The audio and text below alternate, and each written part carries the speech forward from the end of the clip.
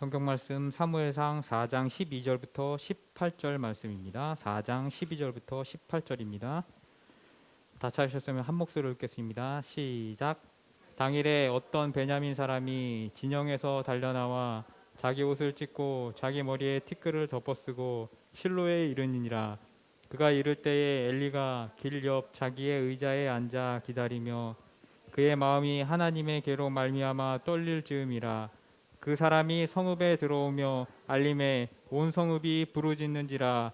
엘리가 그 부르짖는 소리를 듣고 이르되 이 떠드는 소리는 어찌 됨이냐. 사람이 빨리 가서 엘리에게 말하니 그때 엘리의 나이가 98세라. 그의 눈이 어두워서 보지 못하더라.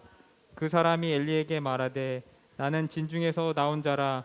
내가 오늘 진중에서 도망하여 왔나이다. 엘리가 이르되 내 아들아 일이 어떻게 되었느냐. 소식을 전하는 자가 대답하여 이르되 이스라엘이 브레셋 사람들 앞에 도망하였고 백성 중에는 큰 살육이 있었고 당신의 두 아들 홈니와 비느하스도 죽임을 당하였고 하나님의 궤는 빼앗겼나이다. 하나님의 궤를 말할 때 엘리가 자기 의자에서 뒤로 넘어져 문 곁에 목이 부러져 죽었으니 나이가 많고 비대한 까닭이라. 그가 이스라엘의 사사가 된 지 40년이었더라. 아멘. 대체 이 반지가 나에게 어떻게 오게 된 거죠? 라는 대사는요, 반지의 제왕에서 자신에게 오게 된 절대 반지에 대하여서 간달프와 이야기하던 프로도의 물음이었습니다. 안 보신 분들을 위해서 약간 첨언하자면요, 이 반지는 반지의 제왕 세계관의 시작이고 끝입니다. 모든 능력의 끝판의 최강자로 만들어주는 반지이면서요, 소유자가 원하는 모든 힘을 소유할 수 있게 해줘서 절대 반지라고 이름이 붙여지는 마법의 반지입니다. 그런데 여러분이 이 소설을 잘 살펴보시면요, 이 반지가 왜 오게 되었냐라는 질문에 대한 답은 의외로 있다는 것을 보게 됩니다. 바로 선물이라는 키워드입니다. 이 절대 막강한 반지는요, 사람들을 홀려요. 그리고 그것에 홀린 사람들은 서로 암투를 펼치면서 죽고 죽이면서 뺏는 것을 몇천 년, 몇백 년을 거듭하면서 일을 하면서 빼앗아가게 돼요. 그리고 뺏고 나서는 항상 이 사람들이 하는 말이, 그것을 소유한 사람마다 하는 말이 뭐냐면요, 이것은 내게 온 선물이야 라고 그렇게 대답을 하는 것을 보게 됩니다. 뺏었는데 선물이라고 합리화를 해버리는 장면이 공통적으로 주인공들 속에서 나타나게 된다는 것이에요. 탐욕에 눈이 멀어서 선물이라고 자기 자신을 세뇌해버리는 장면이라는 것이에요. 그런데 사실이요, 이 반지가 선물로 인식되게 된 것은요, 사실 이것을 계획하고 만들어낸 장본인, 바로 이 반지의 설계자인 선물의 군주라고 이름이 붙여진, 선물의 군주라는 이름의 양의 탈을 쓰고 나타난 악의 군주 사우론 때문이에요. 그는 강력한 힘을 기반으로요, 그 강력한 힘을 이 반지를 통하여서 줄 것처럼, 자신의 기회를 사람들에게 줄 것처럼 이렇게 유혹을 하면서요, 요정들과 드워프들과 인간들의 왕들을요 유혹해서 그들을 자기 자신의 피조물로, 자기 자신의 수하로 만들어버리는 그러한 일들을 계획하는 것을 보게 돼요. 선물이라고 포장하여서 자기 자신에게 종속되는 독을 제공한다라는 것이에요. 그래서 이들이 이 반지를 선물이라고 인식하게 되는 것은 결과적으로 패시브적인 속성으로 그 반지 안에 갖고 있게 된다라는 것이에요. 우리가 이것을 보면서요, 교훈을 얻는 것은요, 공짜 점심은 없다라는 것이에요. 세상에 싸고 좋은 것은 없다라는 것이에요. 모든 것은 언젠가는 값을 지불해야 된다라는 진리를 다시 한번 확인하게 된다는 사실을 깨달아 알게 돼요. 몇 년 전이에요. 우리 김영희 권사님이 갑자기 전화 걸어가지고 자기가 원당에 취직 자리가 생겼어. 면접을 보러 가신대요. 70 먹은 노인을 누가 면접을 보러 오라고 그랬대요. 그래가지고 돈을 얼마를 주는데, 그러니까 200을 준대요. 한 5년 전인데 200을 준다는 거예요. 그래가지고 제가 속으로 도대체 어떤 머리에 총 맞은 인간이 70 먹은 노인네를 200만 원을 준다고 그러는 거야. 근데 뭐 되면은 좋은 거니까 모시고 갔어요. 가가지고 차를 세워놓고 지율이가 한 4살 5살이었으니까 그걸 안고 우리 권사님이랑 이렇게 올라가 봤어요. 근데 입구부터 화분들이랑 화환들이 질비하면서 보니까 무슨 부동산 개발 뭐 그런 거더라고요. 딱 보니까 부동산 다단계예요. 들어가면서 권사님한테 이거 부동산 다단계야. 괜히 이거 들어가면은 전화 받으면 200만 원 준다 그러는데 이거 절대 공짜 아니고 주변에 있는 사람한테 땅 사야 되고 나중에 이제 엄마가 뒤집어 쓸 수 있어. 라고 그렇게 들어갔어요. 권사님 들어가 보니까 분위기가 이상하니까 그래가지고 잘 나오게 되었다라는 것이에요. 피라미드 냄새가 나서 나왔다라는 것이에요. 그러면서 결국에 얻는 교훈이 뭐예요? 세상에 공짜는 없다라는 거예요. 누가 70억 노인네한테 200만 원짜리 공짜를 점심을 제공하겠냐라는 것이에요. 여러분, 호의 좋아요. 근데 너무 좋아하지 마세요. 호의호의 하면은 사람들이 들린지 알고 등쳐먹는 것이 세상이라는 것이에요. 미끼를 놓는 인간들도 문제이지만 그걸 자꾸 덥석 무는 사람들이 너무 많으니까 그 사람들의 탐욕을 이용하려는 그 일정 부분도 있다라는 것에서 생각해야 된다라는 것이에요. 그리스도인들은요 항상 머릿속에 무엇을 박아놓고 살아가야 되냐면요, 나에게 요행수는 없다 라고 생각하고 나가면요 최소한 망테크는 타지 않는다라는 것에 대해서 생각하고 나아가야 된다라는 것이에요. 이 선물과 탐욕이라는 주제는요, 선물을 가장한 탐욕이라는 주제는요 사실 성경상에서도 굉장히 익숙한 주제예요. 바로 예수님이 공생애를 시작하실 때 광야에서 사단이 주었던 시험의 골자가 바로 무엇입니까? 무릎 꿇고 경배하면은 세상을 내가 공짜로 너에게 선물로 주겠다라는 유혹이었다라는 것이에요. 물론 주님은 온전한 인성을 가지고 계시고 온전한 신성을 가지고 계시기 때문에 탐욕에 대한 유혹도 당하셨어요. 그렇지만 그것을 뿌리치시고 우리에게 모범을 보이심으로 말미암아 공생애를 시작하신 것을 우리는 기억해야 한다라는 것이에요. 결국 공생애의 시작을 유혹에 대한 승리를 기록하신 것은요, 이것을 통해서 우리 신자들에게 교훈하시려는 것이 너희가 십자가를 지고 나를 따라가는 삶을 따라 살아가려면은 그것을 방해하는 것 중에 가장 큰 것이 유혹이다라고 말씀하고 계시다라는 것이에요. 사단은 주님을 유혹한 것처럼 분명히 그를 따르려고 하는 신자들에게도 유혹의 마술을, 유혹의 달콤한 사탕을 뻗을 것이라는 것을 기억해야 한다라는 것이에요. 그래서 우리는요 이것을 단지 사건의 기록으로 보는 것이 아니라 그것에 대한 준비를 항상 가지고 있어야 한다라는 것이에요. 이것을 다시 말씀드리면은 선물을 가장한 탐욕과 명예를 가장한 인종욕구와의 싸움의 국면에 도달하게 된다라는 것이에요. 누구나 도달하게 된다라는 것이에요. 그때 우리가 어떻게 해야 할 것인가? 예수 그리스도의 모범을 따라서 행해야 된다라는 것이에요. 지난주에 산내마을 상가에서 목회하시는 목사님을 만나서 이렇게 식사도 하고 이야기도 나누는 시간을 갖게 되었어요. 저희랑 시작한 시기도 비슷해요. 한 4년 정도 됐어요. 저희도 사모님이랑 이렇게 셋이서 집에서 시작한 것까지 합치면은 4년인데 같은 비슷한 시기에 시작하셨더라고요. 재정 규모도 거의 비슷하고 심지어 나이까지 저랑 똑같으셔요. 여러모로 동질감이 느껴지는 것이에요. 둘 다 교회를 시작했는데 어디서 도움받을 데도 없고 호롤단신으로 믿음만 가지고 알지 못하는 동네 운정에 와서 시작을 하셨다라고 그렇게 이야기를 해요. 저도 물론 그랬지만 그래도 하나님께서 정말 도움을 주셔서 하나님께서 긍휼히 여기셔서 4년 동안 버티게 하셨다라고. 그래요. 저도 그랬습니다. 그러고 서로 이렇게 간증을 하면서 나누는 모습을 보게 되었어요. 그러면서 당연히 이제 막 시작한 개척교회니까 둘 다 이제 교회에 대한 꿈이 많이 부풀어 있어요.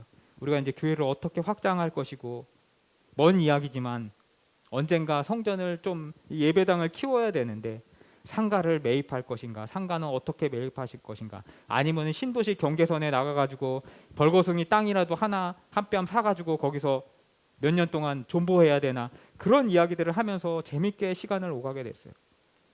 근데 그래봐야 뭐 여러분 보시다시피 우리도 뭐 많이 들여야 10명, 11명 그 정도 수준이고 거기도 10명, 15명 그렇게 예배를 드리는 처지예요. 상상 임신인 거죠. 언제 될지 모르는 일이죠. 저는 주일날 예배 끝나고 집에 가면요 일주일 동안 설교를 준비하면서 여러 목사님 설교들을 수십 번 들어요. 정말 최소한 10번 이상은 들어요.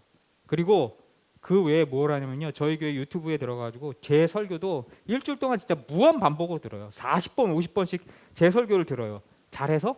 물론 계속 들으니까 재밌다, 내가 설교했지만 시리즈 설교 재밌다라는 그런 생각도 들더라고요. 근데 무한 반복으로 듣는 이유가 뭐냐면요, 사람들이 안 찾아오니까. 이게 좀 계속 사람들이 이렇게 들락날락하는 기록이 있어야지 알고리즘의 간택을 받는다라고 하는데, 사람들이 안 오니까 저라도 이렇게 들어야 되겠다라는 것이, 아무도 안 보니까. 옛날에 어떤 저기 목사님이 그 이야기를 하시더라고요. 자기가 개척을 했는데 옆에 교회는 좀 사람들이 북적북적해가지고 100명이 넘게 이렇게 있어가지고 어느 날 새벽에 새벽 기도를 하러 나갔는데 눈이 소복히 나렸는데, 자기 교회는 자기만 들어간 발자국만 있고 옆에 교회는 교인들이 왔다 갔다 해가지고 길바닥에 반질반질 하더래요.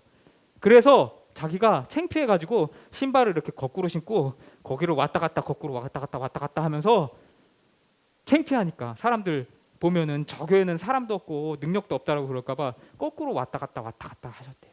그러면서 하나님 앞에, 하나님 내 마음 아시죠? 라고 그렇게 얘기했더니 결국에는 나중에 이렇게 키워주셨다라고 그렇게 고백을 하시더래요. 제 마음이 그 마음이에요. 하나님이 아시죠? 아무도 찾지 않는 교회, 아무도 찾지 않는 유튜브, 그래도 하나님은 제 마음 아시죠? 하나님 부흥 시켜주실 줄 믿습니다라는 그러한 마음으로 계속 들락날락 한다라는 것이에요. 근데 그 목사님한테 얘기해 보니까 그 목사님도 저랑 똑같은 상황이다라는 것이에요. 그러면서 그 목사님과 동의를 하게 된 것은 뭐냐면요, 이제 우리가 50명 100명 모으자, 그 인원이 들어갈 건물을 딱 마련하자라고, 그렇게 건물을 마련하면 사람이 저절로 온다, 이렇게 세상적인 계산으로 욕심을 부리지 말고 먼저 우리가 50명 100명을 품을 그릇이 되게 해달라고 기도하자라고, 그렇게 하면은 하나님께서 때가 되면 부어주실 것이라고 믿고 기도하자라고 그렇게 결론을 내게 되었어요. 그래서 제가 이것을 2022년 저의 기도의 제목으로 삼았어요. 하나님, 제가 100명을 품을 수 있는 그릇이 되게 해주세요. 그릇이 된 다음에 하나님이 알아서 그 다음에 해주실 걸 믿으니까, 하나님 그릇이 먼저 되게 해주세요 라고 기도하고 있다는 것이에요. 사랑하는 성도 여러분, 여러분도 50명, 10명, 100명을 품을 수 있는 성도가 되게 해달라고 하나님 앞에 기도할 수 있었으면 좋겠어요. 그래서 올해부터 매일 기도회를 유튜브를 통해서 진행하려고 준비했고, 지금 이틀 동안 하고 있어요. 새벽 기도 대신 한 30분 정도 찬양이랑 말씀이랑 기도를 하려고 만들었는데, 지금 이틀을 진행했어요. 저 혼자서 이틀을 진행했어요. 근데 이게 테스트할 때는 그냥 이렇게 대충 저거 하면 된다라고 생각했는데, 와, 엊그저께 이틀 24시간 동안 제가 진짜 쪽잠 자면서 설교를 3편을 만들었는데 사람이 하늘이 노래지더라고요. 혼자서 그걸 하고 편집을 하고 영상을 편집을 하니까 사람이 눈이 돌아가더라고요. 설교를 3편 만들어야 되니까 우리 사모님이랑 지율이랑 이모네 가느라고 시흥 가가지고 저 혼자 집에서 자는데, 자면서도 머릿속에서 설교만 들고 있더라고요. 고단한데, 너무 부담스러운데, 그럼에도 불구하고 하나님이 채워주시는 은혜가 넘치더라는 것이에요. 꿈속에서 설교를 만드는 그 꿈을 꾸면서 이러한 마음, 이러한 열정들을 내가 언제 가졌던 것인가 다시 되돌아 보는데, 옛날에 25년 전 일산에서 사역할 때 정말 무보수로 사역하면서 차비도 없어서 걸어 다니면서 돈이 없어가지고 새벽에 도서관 청소하면서 사역하던 그 시절, 그때로 돌아가는 그 느낌을 보게 되더라는 것이에요. 그러면서 하나님이 와, 얼마나 기뻐하실까, 하나님이 제 마음을 보고 내 마음을 보고 얼마나 기뻐하실까라는 그러한 뿌듯한 마음이 들게 되었다는 것이에요. 힘들어도 행복해요. 개척하면은 죽는 줄 알고 도망 다녔는데 이렇게 기쁠 줄 알았으면은 진작 할 건데, 요즘 그런 생각이 들어요. 빨리 할 걸, 매도 빨리 맞을 걸. 그런데 한편으로 모든 목회자들이 처음에 이렇게 시작했어요. 이렇게 아름다운 마음을 가지고 시작했다라는 것은 두말하면 잔소리라는 것이에요. 그런데 사람이 모이고 돈이 모이기 시작하면은 조금만 불어나고 시간이 지나게 되면은 정말 기상천외한 행태로 이상한 행동을 하는 분들이 생겨나는 것을 보면서 왜 저렇게 되었을까? 그러면서 결과적으로는요, 하나님으로부터 선물로 받은 부흥을 우리가 자기 탐욕으로 말아먹는 상황 속에 빠지게 되었다라는 것이에요. 그 자각에 대한 부재가 수많은 교회들, 수많은 그리스도인들을 멸망의 구렁텅이에 집어넣게 되었다라는 것을 결론 내리게 되었다라는 것이에요. 이제 본문으로 들어가 보면요, 주지의 사실과 같이 사무엘을 통해서 끊겼던 하나님의 말씀이 들리자 이스라엘 백성이 갑자기 흥분해서 날뛰기 시작했어요. 사무엘에게 물어보지도 않고 자기들끼리 같이 모여가지고 몰려들기 시작한 것을 우리는 전 시간을 통해서 봤어요. 3장 말미서부터 4장까지 사무엘이 모여라 싸우자라고 직접 확법으로 얘기한 적이 단 한 번이 없는데 이스라엘 백성이 신기하게도 모였다라는 것이에요. 인간의 눈으로 보면은 부흥이에요. 그런데 자기들끼리 모였다라는 것이에요. 그리고 지난 시간의 이야기처럼 이 모이는 것에 위기를 느낀 브레셋 족속들이 죽기 아니면 살기로 덤벼들었고, 이번에는 또 사무엘도 등장하지 않은 가운데서 법궤를 자기 마음대로 이동시키고 그 과정에서 법궤까지 빼앗기는 막장 이야기가 오늘까지 이어지는 스토리라는 것이에요. 그리고 그 큰 패배, 그 대패의 소식과 함께 하나님보다는 자기의 유격과 인기를 채우기에 급급하였던 파퓰러리스트 제사장이었던 엘리의 아들 홈리와 비느하스의 죽음을 엘리에게 알려지게 되었고, 하나님 앞에서 눈먼 엘리는 의자, 즉 그 직위에서 떨어져 내려 죽는 것이 오늘의 내용이라는 것이에요. 그런데 자신들에게 벌이 내려지는 것은 당연하다고 받아들일 수 있는데, 문제는 하나님의 임재와 존재의 표현인 법궤를 딸려보낸 것이에요. 블레셋에 딸려보냈다라는 것이에요. 이것이 그들의 멘탈을 붕괴시키는 사실이었다라는 것이에요. 이건 마치 어떻게 설명드리냐면요, 애가 하도 말 안 들으니까 너 자꾸 말 안 들으면 엄마 도망갈 거다 라고 그랬는데, 어느 날 끝까지 말 안 들었더니 엄마가 도망을 갔는데, 도망을 어디로 갔어요? 옆집 아저씨한테 가가지고 옆집 아저씨의 아내가 돼버린 거예요. 그거 얼마나 황당했어요. 나를 버리고 갔는데 그것으로 끝난 것이 아니라 바로 옆에 보이는데 옆집 아저씨의 아내가 되었다라는 것이에요. 그와 같은 멘탈의 붕괴의 상황이 이스라엘의 지금의 상황이라는 것이에요. 그래서 그것에 대한 의미를 오늘 풀어봐야 하는 것이 본문의 숙제라는 것이에요. 하나님은 왜 이런 극약의 처방을 내리신 것일까요? 초장머리에 잡으셔야 했기 때문이에요. 여러분, 이스라엘은 이번 한 번만 이런 일을 한 것이 아니라 구미구미 시간마다 때마다 될 때마다 했어요. 모세가 이스라엘 백성을 광야로 인도해냈을 때 시내산 밑에서의 사건을 여러분 기억해 보세요. 그때 무슨 일이 있었습니까? 황금 송아지를 만들었어요. 여러분 기억하시죠? 그리고 그때 이들이 외쳤던 말을 우리는 다시 한번 상기해 봐야 돼요. 출애굽기 32장 4절부터 6절을 볼게요. 성경 출애굽기 32장 4절부터 6절입니다. 창세기 출애굽기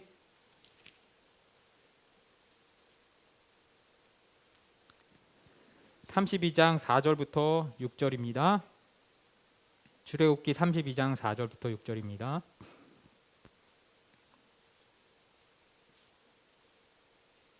제가 읽겠습니다. 아론이 그들의 손에서 금고리를 받아 부어서 조각칼로 새겨 송아지 형상을 만드니 그들이 말하되 이스라엘아, 이는 너희를 애굽 땅에서 인도하여 낸 너희 신이로다 하는지라. 아론이 보고 그 앞에 제단을 쌓고 이에 아론이 공포하여 이르되 내일은 여호와의 절일이니라 하니, 이튿날에 그들이 일찍 일어나 번제를 드리며 화목제를 드리고 백성이 앉아서 먹고 마시며 일어나서 뛰놀더라. 아멘. 황금 송아지는 우상이라고 우리는 대부분 생각하는데 이스라엘 백성은요, 황금 송아지를 우상으로 만든 게 아니라 여호와로 만들었어요. 만들어 놓고 이는 여호와의 절이라고 그러면서 번제 드리고 화목제 드리면서 예배를 드렸다라는 것이에요. 모세가 사라진 뒤 말씀에 바로 서 있지 않은 백성들은요, 그 말씀, 살아있는 말씀이었던, 말씀을 전해주는 통로였던 모세에 대하여, 공백에 대해서 불안을 느낀 나머지 하나님의 형상을 만들어서 그것을 숭배하는 이상한 방법을 택했다라는 것이에요. 그래서 이후에 32장 9절부터 14절까지 하나님이랑 모세랑 실갱이를 벌이셔요. 하나님이 뭐라면 저 XX들 진짜 내가 그냥 확 불사질러서 진멸해버리고 모세 너 한 명을 통하여서 다시 새로운 족속들, 새로운 백성들, 내 백성을 만들 테니까, 세울 테니까 나 말리지 마라고 하나님이 우탕을 까보시고 분노를 하셔요. 그때 모세가 뭐라 그러니까 하나님 참으세요. 여기서 죽이려고 기껏 불러냈다고 애굽 놈들이 비웃어요. 하나님 통촉하시옵소서 라고 하면서 신랑이 벌이는 내용이 9절부터 14절까지 나오게 된다는 것이에요. 이 문제는요, 보이는 증거와 표징의 문제가 아니었어요. 보이는 말씀, 살아서 움직이는 말씀이었던 하나님의 대언자였던, 하나님의 통로였던 모세가 사라지자 백성들이, 말씀에 바로 서지 못한 백성들이 각기 제각각 해석하기 시작했다라는 것이요. 그 해석하다가 결국에는 이럴 바에는 그냥 송아지를 만들어 가지고 우리한테 익숙한 애굽의 신인 송아지를 만들어 가지고 거기다가 여호와를 담자라는 의도에서 시작되었다라는 것이에요. 이것도 부흥의 일환이었다라는 것이에요. 지금 망하면 안 되니까 우리 지도자를 세우자, 우리 여호와를 세우자라는 것에서 시작했다라는 것이에요. 하나님에 대한 이해의 수준이, 이해도가 거의 도린 수준이에요. 도린 수준이에요. 그냥 보이는 대로 말초적으로 돌뿌리라도 믿겠다라는 수준이 이스라엘 백성의 수준이었다라는 것이에요. 그 말초성이 폭발하는 행위가 뭐냐면요, 여호와라고 이름을 지은 금송아지를 만들어 놓고 거기서 말초적으로 했던 것이 뭐냐면요, 예배가 난교 파티였어요. 난교 파티. 그러니까 하나님이 쓸어버리겠다라고 그렇게 우창을 벗으시면서 화를 내셨다라는 것이에요. 문제는요, 그때 한 번으로 끝난 것이 아니라 그 교훈이 사사기 300년을 지나오면서 그 백성들이 또 까마귀를 먹고 머리가 돌이 되어서 다 까먹고 있었다라는 것이 오늘 이 시점의 문제라는 것이에요. 그래서 사무엘이 나타나고 여호와의 말씀이 다시 들리기 시작하니까 부흥? 이 얼마 만에, 이 몇백 년 만에 부흥이야 라고 하면서 또 금송아지 쇼 같은 것을 또 한바탕 벌일 준비를 했다라는 것이에요. 대상만 법궤로 바뀌었어요. 그러니까 하나님이 초장의 자바였다라고 생각하신 거예요. 계획을 하신 것이요. 이게 하나님이 보시기에는 뻔하죠. 얘네들 이대로 놔두면은 또 다 진멸해서 다 죽여버려야 될 거예요. 차라리 이럴 바에는 내가 투항하는 것이 낫겠다라고 생각하셔서 법궤를 브레셋에게 보내셨다라는 것이에요. 지금 죽이면 안 되니까 독생자 예수 그리스도를 보내기까지 시간이 오래 걸리는데 그 중간에 징검다리인 누구? 다윗까지만 정신 차리게 만들게 하기 위해서 하나님이 법궤를 통해서 투항하셨다라는 것이에요. 예수 그리스도의 초림의 기간까지 이스라엘이 붙잡고 떨어지지 않을 난간으로서 다윗을 주시고 다윗의 혈통을 주시고 그것을 위하여서 잠시 충격적인 일을 펼치셨다라는 것이 오늘 내용의 중심 핵심이라는 것이에요. 여러분, 근데 이것은요 신약에서도 다르지 않아요. 법궤는요 하나님의 얼굴의 궤라고 그렇게 이야기를 해요. 그리고 법궤 앞에 있는 진설병은요 하나님의 얼굴떡이라고 그렇게 이스라엘 사람들은 불렀어요. 그런데 중요한 것은 뭐냐면요, 하나님의 속성 중에 인간과 공유하지 않는, 인간과 비공유하는 속성 중에 하나가 뭐냐면 편재성이에요. 편재성. 여러분 이거 잊지 말아야 돼요. 옛날에 얘기 드렸는데 이 편재에서 뭐가 나냐면 옴니프레젠스라고 하는데 이 편재성이 유비쿼터스예요. 유비쿼터스. 여러분 유비쿼터스 기술이라고 이야기하죠. 그게 뭐냐면은 편재예요. 편재. 하나님의 속성. 하나님은 이 세상 어느 곳에나 계시고 없으신 것이 없다라는 것이에요. 하나님의 궤, 하나님의 얼굴떡이라고 그러는데 하나님이 거기만 계실까요? 하나님을 거기에다가 가두려고 하면 하나님이 거기에 가둬질까요? 그런데요, 바리새인들은 헤롯의 성전에 하나님을 가둬두고 그것을 통하여서 백성들을 억압하고 돈벌이로 사용했다라는 사실이에요. 심지어 헤롯의 성전을 지은 헤롯은요, 바리새인들의 최대의 숙적이었어요. 서로 진짜 앙숙같이 고양이와 개같이 싸우는 족속이었는데, 두 부류였는데도 불구하고 백성을 억압하게 해서 헤롯 성전을 바리새인들이 애용하는 일들이 일어나게 됐다라는 것이에요. 그래서 예수님이 오시자마자 한 일이 뭐예요? 성전에 가가지고 혁대 풀러가지고 돈 연복계 뒤엎으시고, 너희들이 내 성전은 하나님의 집을 도적의 구려를 만드는도라라고 그렇게 한번 뒤집어 엎으셨다라는 것이에요. 예수님의 관종 스토리라고 여러분 이해하실 수 있는데, 관종 스토리가 아니라 조상의 시대에 금송아지와 법계 사건을 겪고도 또 이제 성전을 숭배하면서 생명력 없는 종교로 유대교를 만들어 놓는 종교인에 대한 예수 그리스도의 거룩한 분노였다라는 것이에요. 여러분, 바리새인들이요, 구별된 자들이에요. 여러분, 탈레반 학생들이라고 하죠. 율법의 원리를 찾아가려고 하는 자들이 탈레반이고, 바리새인들이요, 세상과 구별되어서 율법의 원리를 따라가려는 똑같은 사람들이라는 것이에요. 이들 애국 지사들이었어요. 이 바리새인들은요, 예수님이 태어나기 300년 400년 전에 마카비 전쟁을 통하여서 하나님의 성전을 더럽히는 헬라인들과 전쟁을 통하여서 이스라엘을 독립시킨 사람들이에요. 그리고 그때 확립했던 유대교 전통을 지켜내기 위하여서 로마 황제 그리고 빌라도가 인구 조사를 하자 저항을 해가지고 바리새인들이 한때는 2,000명 3,000명이 십자가에 달려 죽는 그런 일들을 겪기도 했어요. 항일 독립투사들과 똑같은 위치에 있던 사람들이요. 그런데 그들이 300년이 지나자 자신들이 구별되어 있다는 표지를 나타내기 위하여서, 그것이 자신들의 존재 가치 그리고 백성들을 다스리는 존재 가치임을 깨닫고 거기에만 몰두하고 민중의 지지를 받기 위하여서 거기에만 몰두하다 보니까 종교적으로 고집하는 오류를 범하게 되었다는 것이. 그래서 그 기득권을 지키려고 혈안이 되어서 자신들의 앞에 살아있는 말씀, 살아있는 생명떡 예수 그리스도가 앞에 나타났음에도 불구하고 인기에 미쳐서 자신의 숙적인 헤롯과 헤롯 땅과 야합하여서 예수를 죽였다라는 것이 신약의 기록이라는 것이에요. 사랑하는 성도 여러분, 하나님이 주신 선물, 그 선물에 눈이 멀어서 탐욕에 사로잡힌 것, 그것이 바리새인들의 핵심이었다라는 것이에요. 십자가의 예수 그리스도를 못 박은 바리새인들의 핵심이었다라는 것이에요. 우리는 다를까요? 우리도 똑같을 수 있다라는 경각심을 가져야 돼요. 여러분, 여러분의 예배는 안전하십니까? 출애굽기의 금송아지와 사사기 말기의 법궤와 바리새인의 전통과 다르다라고 확신하셔요? 현대인은요, 개인주의라는 불치병을 앓고 있어요. 개인주의라는 탐욕에 사로잡혀서 전혀 예배 안에서 기쁨을 느끼지 못하고 있는 것을 보게 돼요.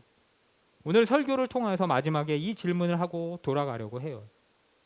아니 뭐 예배 드리면 되는 거지, 뭔 기쁨은 기쁨이야. 말씀 듣고 그거 머릿속에 차곡차곡 쌓아가지고 하나님이 교육하시는 거 받아 적고 돌아가면 되지. 아니 그럼 막 옷이라도 벗고 막 홀딱 춤추고 뛰고 난리치는 거야, 그게 기쁨이야? 그건 다윗이나 물론 할 수 있는 거지. 근데 모든 사람이 할 수 있는 것은 아니야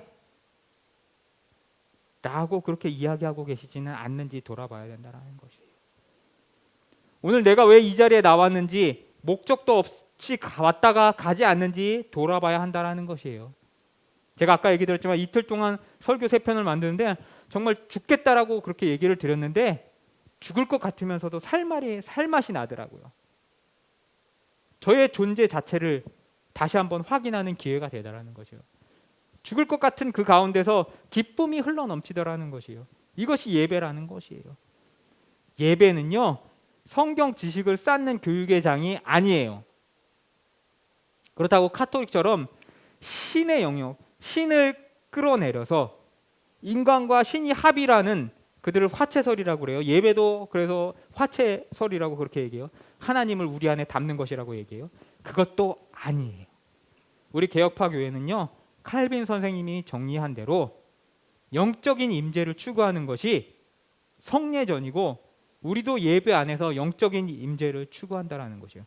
뭐 하나님이 이렇게 우리한테 들어오는 것도 영적인 임재고, 칼빈이 말하는 것도 영적인 임재고, 둘이 똑같은 거 아니야? 라고 그렇게 얘기할 수 있는데 근본적으로 틀려요. 카톨릭은요, 하나님을 끌어서 우리 안에 신성을 담으려고 해요. 인간 안에 신성을 담으려고 해요. 거기서 나중에 나가게 되면은 오순절이라든지 그런 데서 성령을 뭐 부음 받는다라든지 불을 받는다라든지 그런 개념으로 나가게 된다라는 것이에요. 그런데 우리 개혁파는요, 하나님을 끌어서 우리 안에 담는 것이 아니라 우리가 어떻게 됩니까?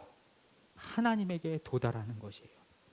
하나님의 영적 임재를 우리가 체험함으로 말미암아 우리의 삶과 우리의 목표를 하나님 앞으로 닿는 것을 칼빈의 영적 임재라고 이야기하고 있다라는 것이에요. 성도 여러분, 말씀 앞에 영적 임재를 갈구하셔요.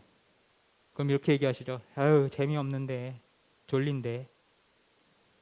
물론 졸리면 주무셔요. 여기 나와 있는 것만으로도 감사한 일이에요. 하나님이 택하셨으니까 졸면서도 꾸역꾸역 다른 데 안 가고 여기 나와 있는 거, 그것만으로도 여러분이 구원받은 증거예요.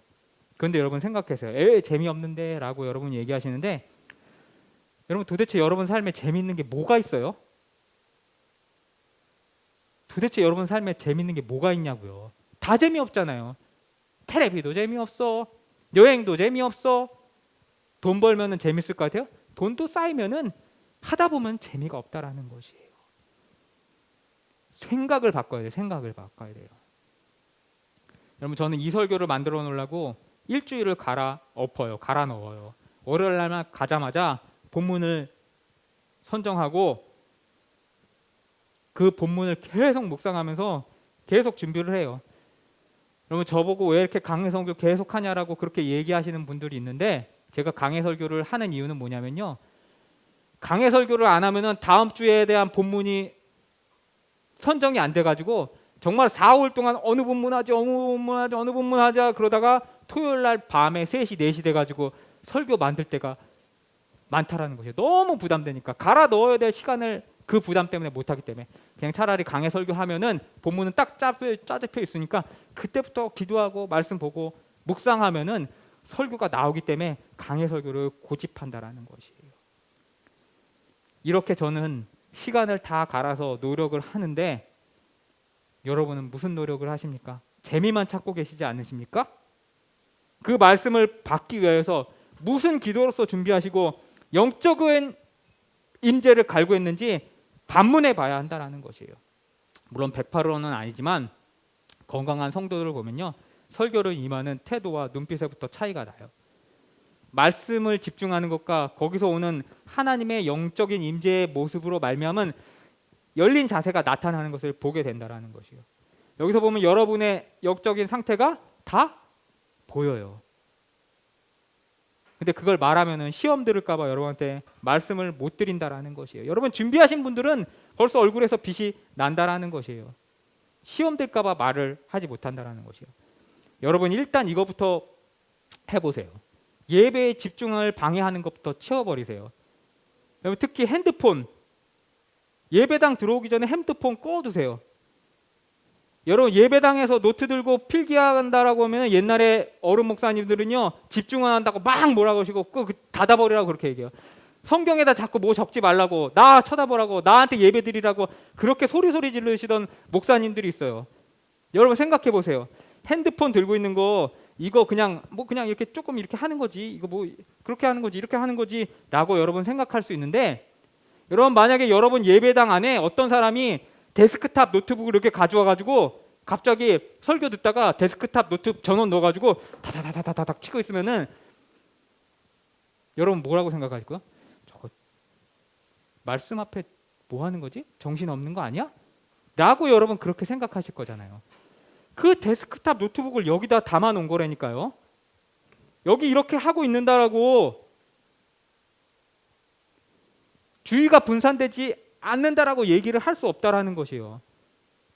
여기다 자꾸 주의 분산하니까 예배가 재밀 수가 있느냐는 것이에요. 영적인 임재가 올 수 있느냐라는 것이에요. 여러분 일단 이것부터 해보세요. 예배의 집중을 방해하는 것들을 꺼버리시라는 것이에요. 여러분 예배를 방해하는 것은 술과 같은 것이에요.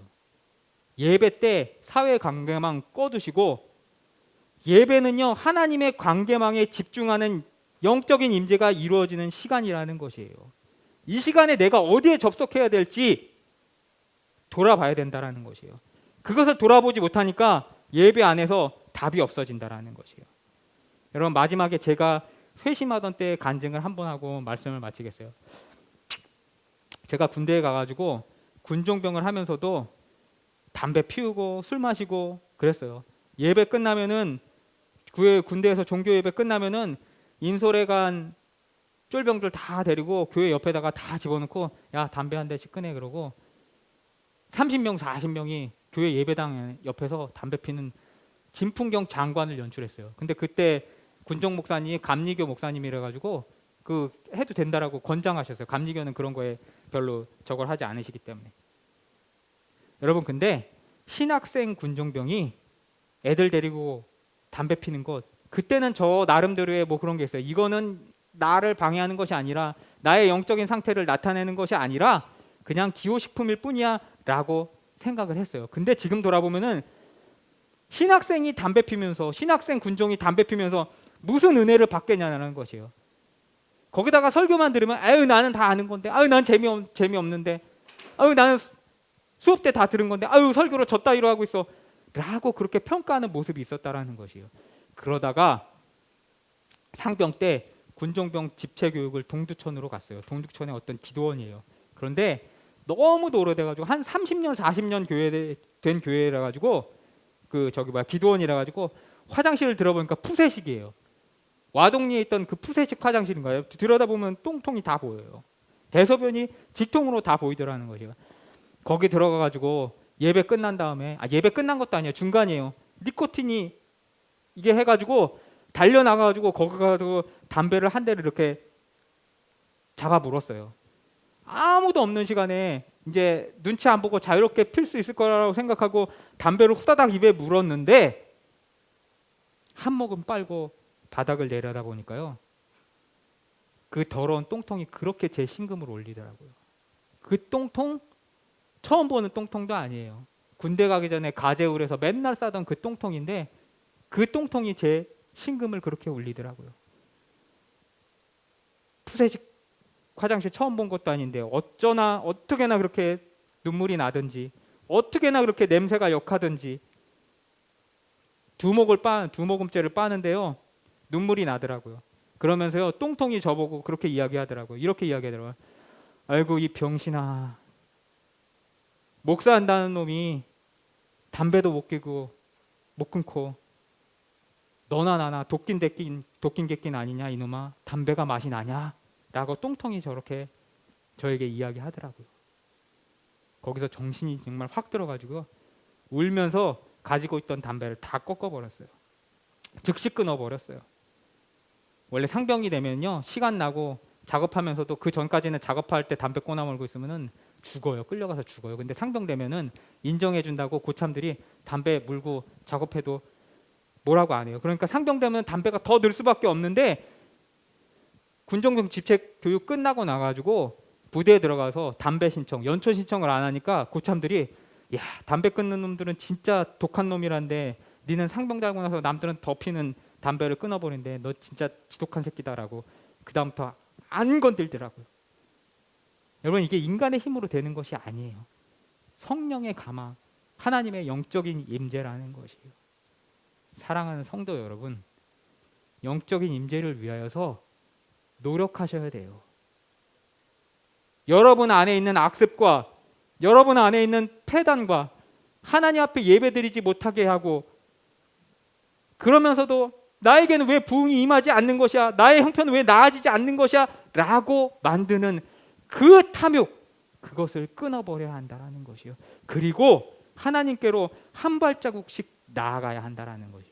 하나님이 여러분에게 다가오기 전에 여러분이 다가가는 제스처를 해야지 하나님께서 여러분을 향하여서 얼굴을 돌린다라는 것이에요. 어느 날 절대로 한 번에 바뀌지 않아요. 몸부림치면서 기도하셔야 돼요.